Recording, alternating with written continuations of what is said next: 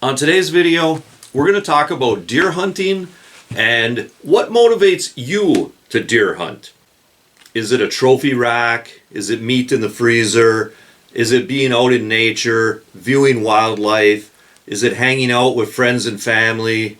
Or is it something entirely different?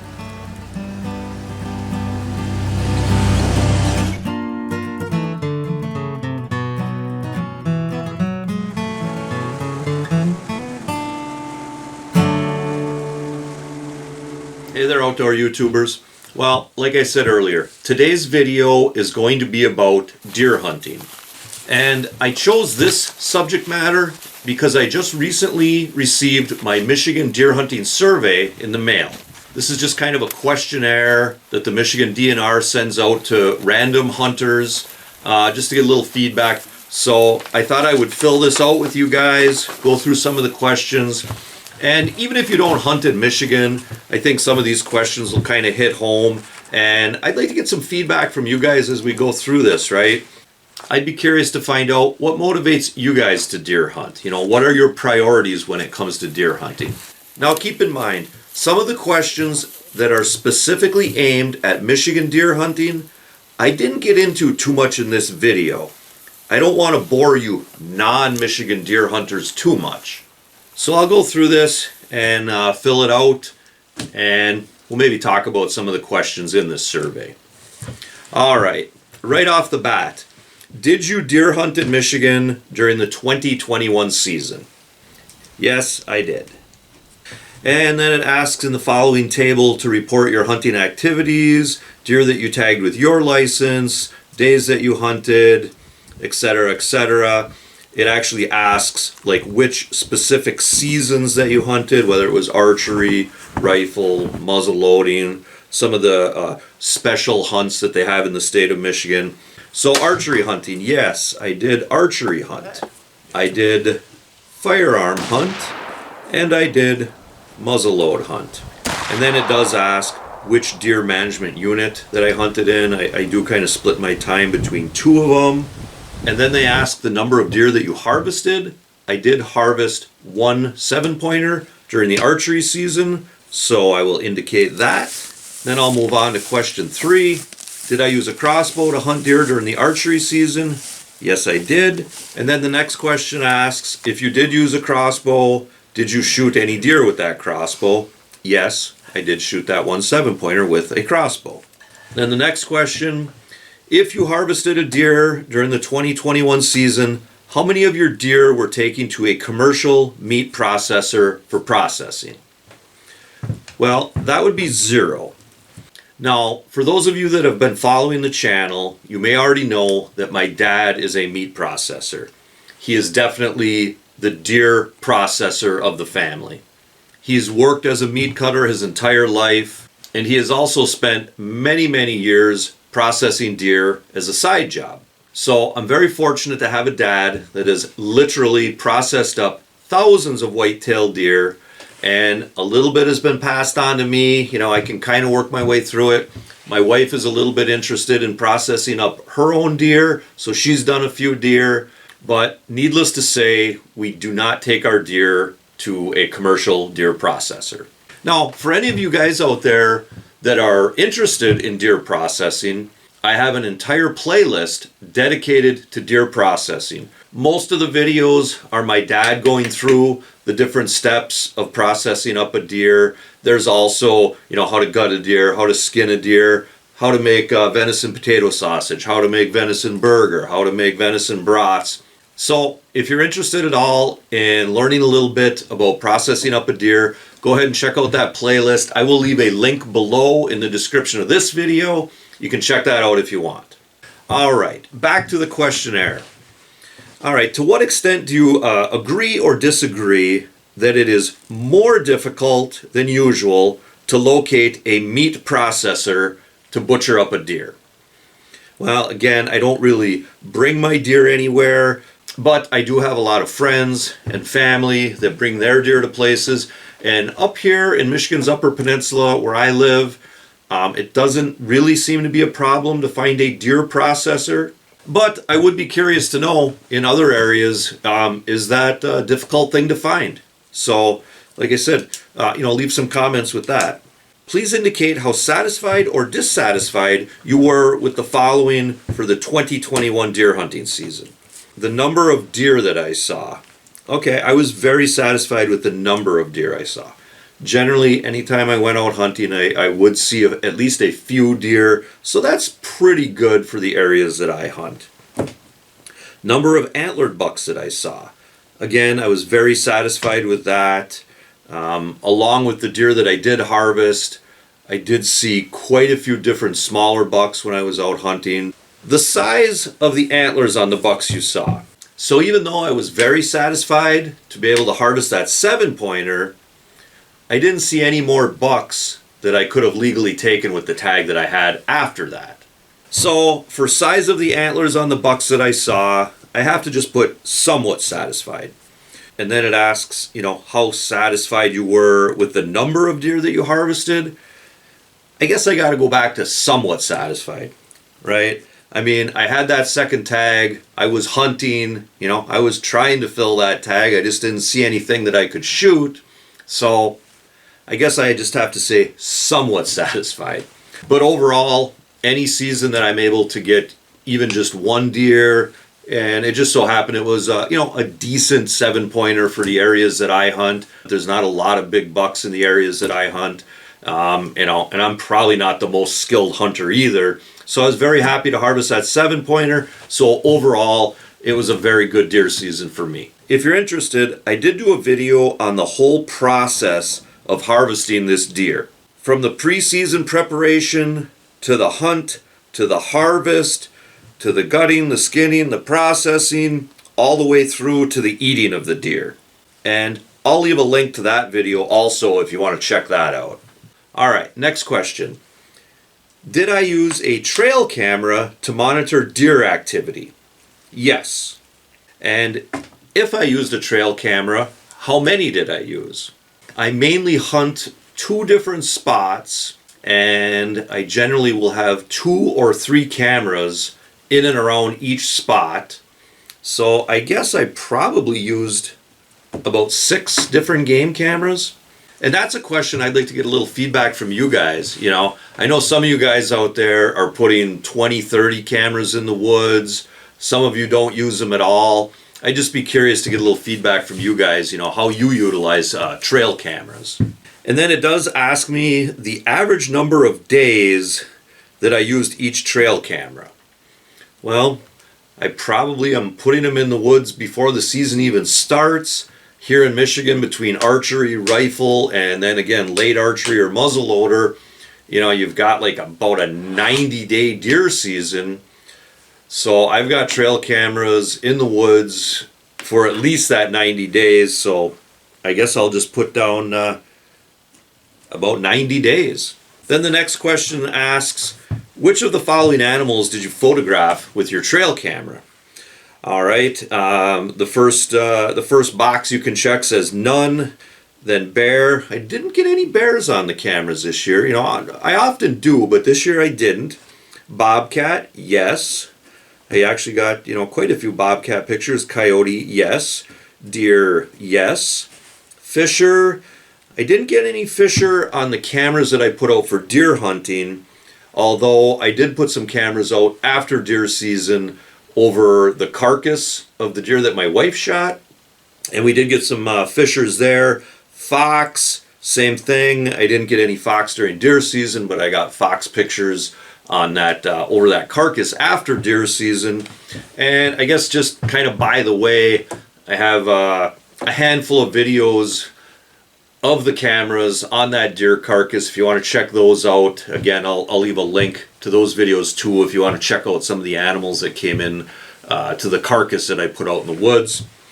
Martin, I didn't get any of those. Wild pig, I didn't get any of those. Wolf, I didn't get any wolf pictures either. Some years I do get wolf pictures, but this year I did not. Now, before I go on to the next section of this survey, I'd like to take a quick time out with a word from my one and only sponsor, Camaro's Crawlers.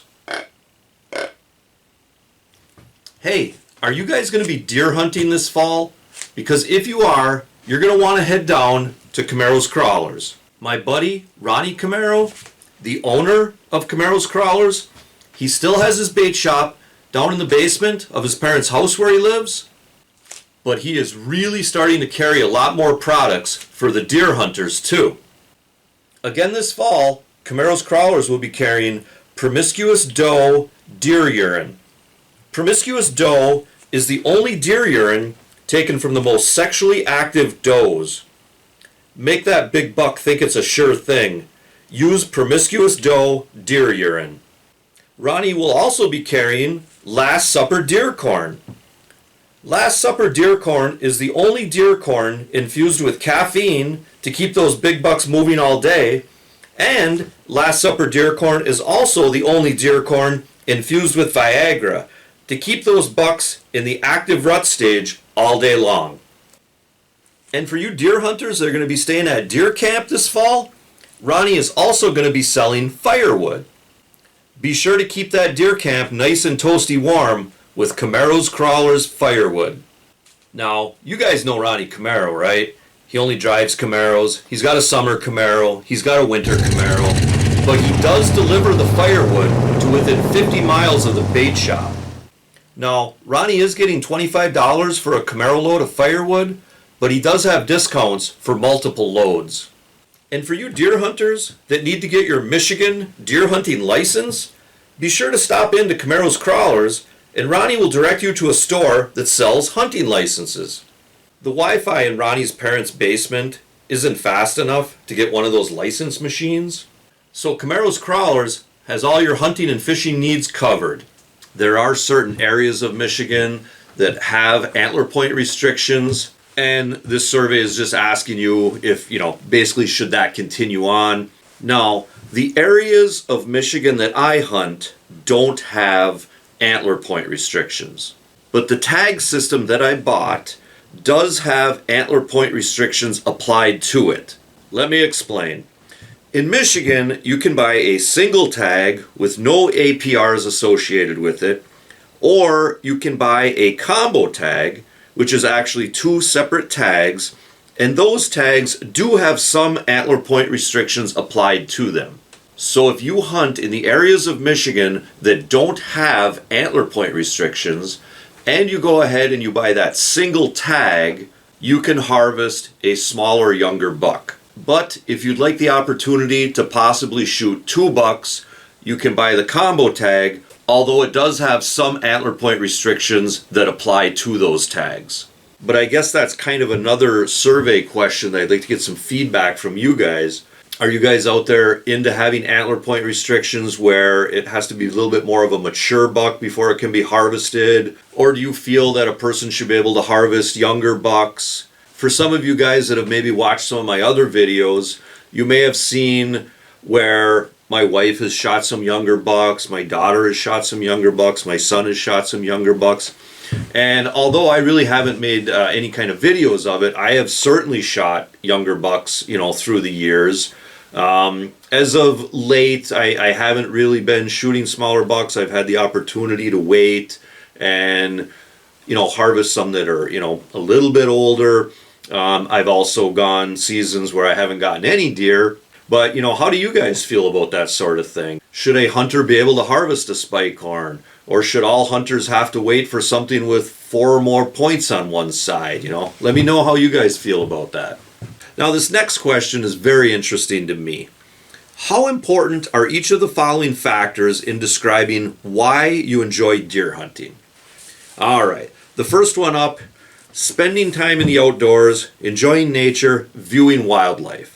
That is very important, okay? And the things that you can check are very important, important, slightly important, not important, or not sure. Okay, so spending time in the outdoors, viewing wildlife, enjoying nature, very important to me. All right, the next one says, enjoying time spent with friends and family. Very important.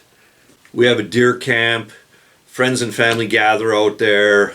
It's really a great time of the year. Thoroughly enjoy spending time out there. And even when I'm not out at the deer camp, I do hunt a little bit closer to my house. And so does my wife, daughter, son. And even if it's just me helping another family member track a deer, gut a deer, get a deer in from the woods, hang a deer. I thoroughly enjoy that whole process. So even if I'm not actually harvesting a deer, I love being with friends and family, helping them out with deer that they might have harvested. Yes, enjoying time spent with friends and family, very important to me when it comes to deer hunting. The next one, the feeling of excitement when you see a deer. Absolutely, very important. If that's a deer you're going to harvest, you know, you guys that have been out deer hunting know what I'm talking about, right? You can get really excited, you can really get breathing heavy. It's just interesting to watch deer and the other wildlife. So yes, the feeling of excitement when seeing a deer, very important to me. Bringing home meat for food. It actually is very important to me. Now, I'm not telling you that I need to shoot a deer to feed my family. It's not life or death. But that actually is a very important, very enjoyable part of it for me. Like I said, me and my dad, me and my wife, we process our own deer. And that's actually part of the whole thing. The preparation, the hunting, the harvesting, the processing, and then the eating. It's just all, that's just deer season kind of all bundled up into one for me. So the actual part about bringing home food to eat, it actually is a very important part of deer hunting to me. Bringing home a nice trophy, okay? I would say that that's slightly important. And it's kind of a good thing for me that I feel that way because I really don't shoot trophy deer. So if that was a very important part of my deer hunting, I'd be struggling with that. Next one. How important is it for me to demonstrate my hunting skills? Okay, well, I kind of got to interpret that question a certain way, right? It almost seems vain to say, oh yes, it's very important for me to demonstrate my hunting skills. Well, I don't know if it really means that, but I kind of looked at it from this standpoint. You're getting together, say Christmas, with friends and family, you're seeing a lot of people, and the conversation always turns to, hey, how'd you do last deer season? How'd you do hunting out at the camp? That sort of thing. That's always a more enjoyable conversation when you're just coming off a successful deer season, right? So I guess in some ways there is some importance to demonstrating my hunting skills, which, by the way, are not really much of anything, but, you know, I do occasionally get deer. But yeah, that always makes for a better conversation if you've had a successful hunt. It's funner to talk. I enjoy talking to other people about their hunt. Great conversations. It's always a fun time talking about deer hunting. So yeah, I guess I would say it's slightly important to demonstrate my hunting skills. And the next one, how important is the physical exercise that hunting provides? Well, any exercise that I do get is certainly welcome. So I'd say, hey, yeah, that's important. You know, I don't jog out to my blind or anything like that, or I don't try to throw the deer over my shoulders and run back to the camp with it. But, you know, if through the process of hunting and dragging a deer or whatever it might be, through the process of deer hunting, hey, if I'm getting a little exercise, that's probably a pretty good thing for me. And then the last one, enjoying time spent alone in the field. And that's another thing that is very important to me. I do enjoy that part of it too. Really gives a person time to think, time to kind of unwind. You're watching the wildlife, you're watching nature, whatever it may be. It doesn't have to mean that you have deer in front of you. It can be birds, squirrels, it could be the snow coming down. It really is nice to sit out in the blind, enjoy watching what's going on out there. So yeah, time alone in the field, I would say, is very important to me when it comes to hunting. So that last section that we went through, that's probably the one that I'd be most interested to get some feedback from you guys, okay? You know, that talked about, you know, bringing home a deer for food, getting a nice trophy, spending time with friends and family, spending time watching wildlife. You know, what motivates you guys to deer hunt? All right, guys. Well, that's pretty much it for my Michigan Deer Hunter survey. I'm going to package this up, put it in an envelope, send it back to them, and they get a little feedback from me. And again, leave some comments below. What motivates you guys to deer hunt? I'd really be curious to get some feedback from you guys. But in the meantime, remember to hunt fish, laugh, repeat. This is Dave Knetter from Knetter's Practical Outdoors. Hey, thanks for watching and God bless.